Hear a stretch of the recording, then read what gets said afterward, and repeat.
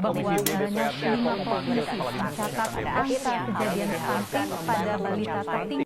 Banyak yang nggak benar. Contoh, ada anggaran stunting. Itu sebenarnya bukan masalah hanya di Indonesia ya, masalah seluruh dunia. Stunting menjadi masalah yang luar biasa dan kalau kita bisa lihat 2 tahun terakhir ini merupakan masalah yang diprioritaskan oleh pemerintah. Pemerintah secara konsisten melakukan intervensi untuk mengurangi dampak kekurangan gizi kronis yang berakibat pada kegagalan dalam mencapai tinggi badan yang normal pada. Stunting adalah masalah serius yang mempengaruhi pertumbuhan dan perkembangan anak-anak di seluruh dunia. Stunting adalah kondisi ketika pertumbuhan fisik anak terhambat, terutama pada periode 1000 hari pertama kehidupan, mulai dari kandungan hingga anak berusia 2 tahun.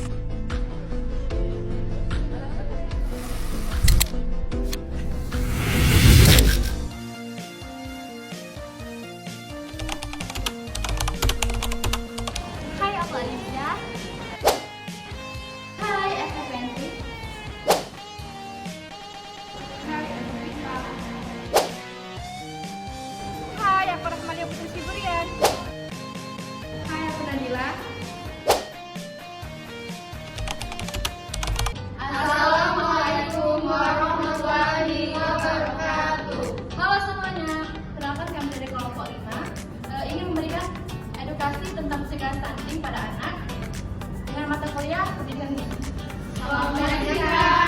Halo semuanya, kalian udah pada tahu belum sih apa itu stunting?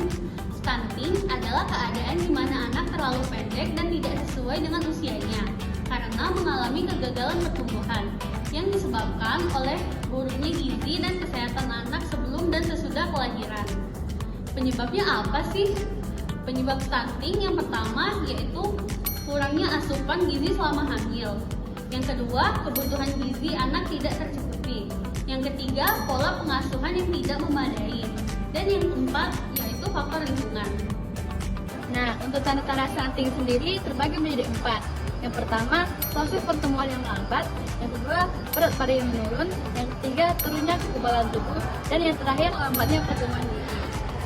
Dampak stunting terbagi menjadi 2. Yang pertama di dalam jangka waktu yang pendek dan yang kedua dalam jangka waktu yang panjang.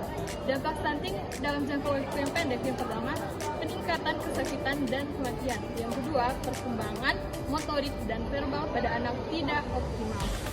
Yang kedua untuk jangka panjang, yang pertama ada postur tubuh lebih pendek dibandingkan umumnya dan yang kedua menurunkan resiko obesitas dan yang ketiga menurunkan kesehatan reproduksi dan yang keempat kapasitas belajar dan performa yang kurang optimal dan yang kelima serta reproduktivitas dan kapasitas kerja tidak optimal. Untuk pencegahan stunting pada balita, yang pertama pemantauan pertumbuhan balita, yang kedua memberikan pelayanan kesehatan yang optimal. Pencegahan stunting pada anak usia sekolah, yang pertama melakukan revitalisasi usaha kesehatan sekolah atau UKS.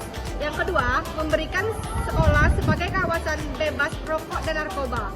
Dan untuk anak remaja, meningkatkan penyuluhan perilaku hidup bersih dan sehat atau PBHS, pola gizi seimbang, tidak merokok, dan tidak mengonsumsi narkoba. Dengan konsumsi protein hewani, salah satu upaya cegah stunting seperti telur dan susu yang merupakan protein hewani terbaik untuk pertumbuhan anak.